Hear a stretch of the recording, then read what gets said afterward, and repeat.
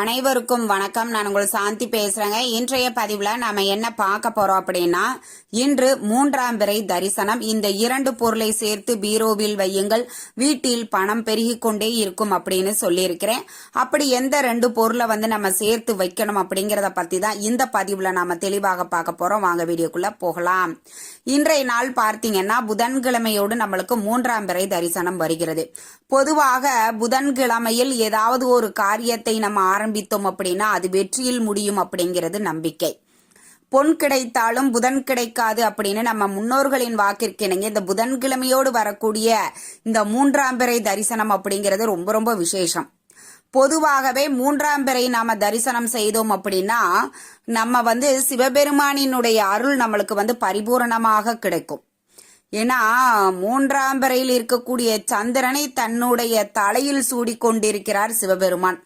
அப்ப சிவபெருமானை நாம வழிபாடு செய்வதன் மூலமாக நம்மளுக்கு என்னெல்லாம் நன்மைகள் கிடைக்கிறதோ அதே மாதிரிதான் இந்த மூன்றாம் பிறையை நாம வழிபாடு செய்யும் பொழுதும் சிவபெருமானினுடைய அருள் நம்மளுக்கு பரிபூரணமாக கிடைக்கும். இந்த மூன்றாம் பிறை அன்று ஏமா நம்ம வீட்டுல பணம் பெருகணும், செல்வம் பெருகணும்னு பரிகாரம் செய்யறோம் அப்படின்னு நிறைய பேருக்கு ஒரு சந்தேகம் இருக்கும். இப்ப பிறை மூன்றாம் பிறையிலிருந்து அப்படியே நம்மளுக்கு வளர்ந்து கொண்டே போய் அது முழு பௌர்ணமியாக நம்மளுக்கு வரும் இல்லைங்களா? அப்படி நம் வீட்டில் இருக்கக்கூடிய செல்வம் பெருகி கொண்டே போய் முழுவதுமாக நம்மளுக்கு கிடைக்கும் அப்படிங்கிற நம்பிக்கையில தான் இந்த மூன்றாம் பிறை அன்று பண வரவிற்குண்டான சில எளிய பரிகாரங்களை நம்மளுடைய சேனல்ல சொல்லிட்டு இருக்கிறோம். இப்போ இந்த மூன்றாம் பிறை தரிசனம் செய்வது அப்படிங்கிறது ரொம்ப சிறப்பானது. ஒருவர் 3 மாதங்களில் வரக்கூடிய தொடர்ச்சியாக இதுல இடையில நீங்க ஸ்கிப் பண்ண கூடாது. தொடர்ந்து மூன்றாம் பிறை நீங்க பாக்குறீங்க அப்படின்னா ஏதாவது ஒரு விஷயத்த 3 முறை நீங்க மூன்றாம் பிறையை பார்த்து வழிபட்டீங்க அப்படின்னா கண்டிப்பா அது எப்பேற்பட்ட விஷயமாக இருந்தாலும் அது நடக்கும் அப்படிங்கிறது ஒரு நம்பிக்கை. இப்போ நீங்க ஏதாவது ஒரு வேலை கிடைக்கணும், இல்ல திருமணம் நடக்கணும், கடன் தீர வேண்டும், வீடு கட்டணும் அப்படின்னு உங்களுடைய வேண்டுதல்கள், கோரிக்கைகள், தேவைகள் நிறைய இருக்கலாம். அதுல ஏதாவது ஒன்றை மட்டும் நீங்க மனதார நினைத்து கொண்டு இப்போ இன்னைக்கு மூன்றாம் பிறை இல்லைங்களா? மூன்றாம் பிறை தரிசனம் அன்று இன்னைக்கு நீங்க பாத்துட்டீங்க.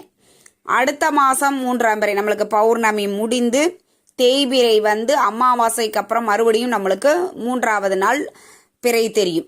அப்படி தொடர்ந்து 3 மாதங்கள் ஒரே விஷயத்த நீங்க வழிபாடு செய்யணும். இப்ப நீங்க ஒரு 2 இது பாத்துட்டீங்க, மூன்றாம் பிறை பாத்துட்டீங்க அப்படின்னா 3ஆம் பிறை மாதம் பாக்குறதுக்குள்ளாக கூட ஒரு சிலருக்கு அவங்க வேண்டினது கிடைக்கும். இது முன்னோர்கள் வழியாக வழிபாடு செஞ்ச சூட்சமான ஒரு வழிபாடுகள். அப்ப யாருக்கெல்லாம் வாய்ப்பு இருக்குதோ தொடர்ந்து மூன்றாம் பிறை தரிசனம் பாருங்க. இன்றைய நாள் நம்மளுக்கு புதன்கிழமையோடு நம்மளுக்கு வருது. அதோட இன்னைக்கு பாத்தீங்கன்னா அக்னி நட்சத்திர நிவர்த்தி. இன்னையோட நம்மளுக்கு அக்னி நட்சத்திர நாள் முடியுது. இந்த வருடம் அக்னி நட்சத்திரம் பெருசா ஒன்னும் நிறைய பேரை பாதிக்கல. ஏன்னா நம்மளுக்கு அடிக்கடி மழை பெய்து கொண்டிருந்த காரணத்தினால இந்த அக்னி நட்சத்திரம் இந்த வருடம் நம்மளுக்கு சிறப்பாகவே முடிந்து விட்டது. அதுவும் இன்றோடு நம்மளுக்கு நிவர்த்தி ஆகிறது. இன்றைய நாள் நம்மளுக்கு மூன்றாம் பிறை தரிசனம். இது ஒரு 6:30 மணியில் இருந்து ஒரு 7:15 இது தெரியும். அதுக்கு மேல பாத்தீங்க அப்படின்னா 7 மணி வரைக்கும் தான், ஒரு அரை மணி நேரம் தான் இது தெரியும்.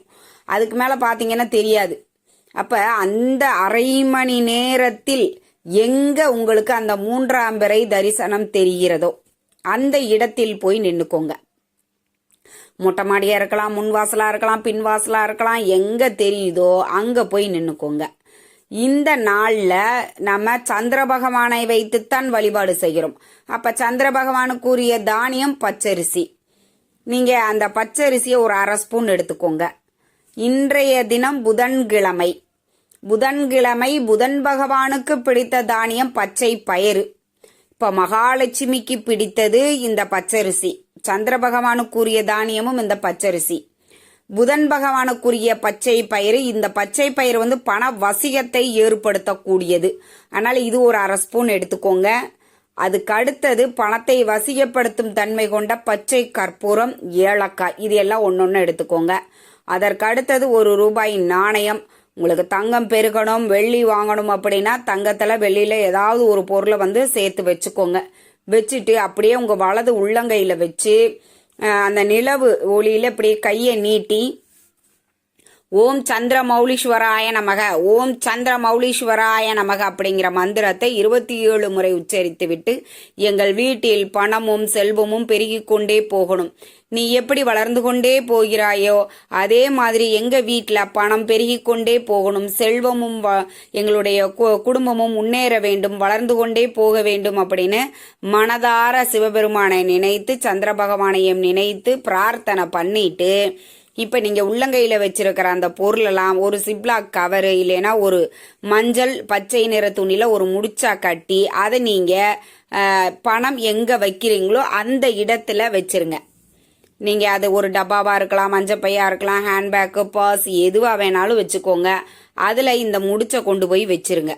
இது இந்த முடிச்சு அப்படியே இருக்கட்டும், எதுவுமே ஆகாது. இதில் சேர்த்து இருக்கக்கூடிய பொருட்கள் கெட்டு போகக்கூடிய பொருட்கள் எதுவுமே கிடையாது. இது அடுத்து வரக்கூடிய 3ஆம் பிறை தரிசனம் வரும் பாத்தீங்களா, அப்போ அந்த பச்சை கற்பூரமெல்லாம் காத்துல கரைஞ்சிருக்கும். அந்த ஏலக்காய், பச்சரிசி, பச்சை பயிறு இது எல்லாமே கால்படாத இடத்துல நீங்க போட்டுடுங்க.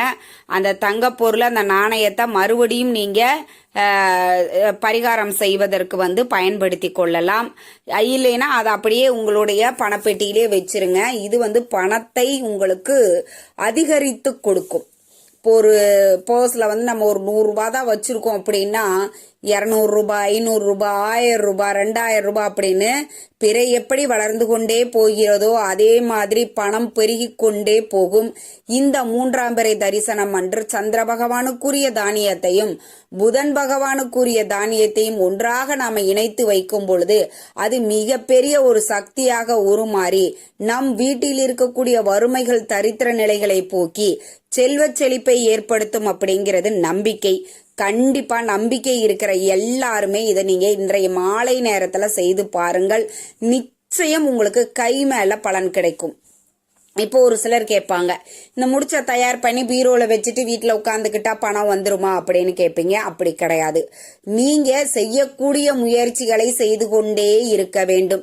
இந்த பரிகாரம் உங்களுக்கு எப்படி வேலை செய்யும் அப்படின்னா, நீங்க ஒருத்தர்கிட்ட வேலை பாக்குறீங்க அப்படின்னா அங்க உங்களுக்கு ப்ரமோஷனோ இன்கிரிமெண்டோ கொடுத்து வருமானங்கள் அதிகரிக்கும். ஒரு பிசினஸ் பண்றீங்க அப்படின்னா புதிய புதிய கஸ்டமர்கள் மூலமாக உங்களுக்கு வருமானம் அதிகரிக்கும். இந்த மாதிரி உங்களுடைய வருமானத்தை இரட்டிப்பாக்கி அதன் மூலமாக உங்களுக்கு பணவரவு அதிகரிக்கும். அதனாலதான் சொல்றேன், நாம இந்த பரிகாரத்தை செய்துவிட்டு நாம எப்பொழுதும் செய்யக்கூடிய முயற்சிகளை செய்யும் பொழுது அது பன்மடங்கு நம்மளுக்கு பலனளிக்கும் அப்படிங்கறதுல எந்த ஒரு மாற்று கருத்தும் கிடையாது. கண்டிப்பா இன்று மாலை நேரத்துல இந்த பொன் கிடைத்தாலும் புதன் கிடைக்காது அப்படிங்கிற இந்த நாள்ல வரக்கூடிய இந்த 3ஆம் பிறை தரிசனத்தை எக்காரணத்தை கொண்டும் தவற விடாதீர்கள். கண்டிப்பா கை மேல உங்களுக்கு பலன் கிடைக்கும். இந்த தகவல் உங்களுக்கு ரொம்பவுமே பயனுள்ளதாக இருந்திருக்கும்னு நினைக்கிறேன். வீடியோ பிடிச்சிருந்தா லைக் பண்ணுங்க, ஷேர் பண்ணுங்க, கமெண்ட் பண்ணுங்க. நன்றி, வணக்கம்.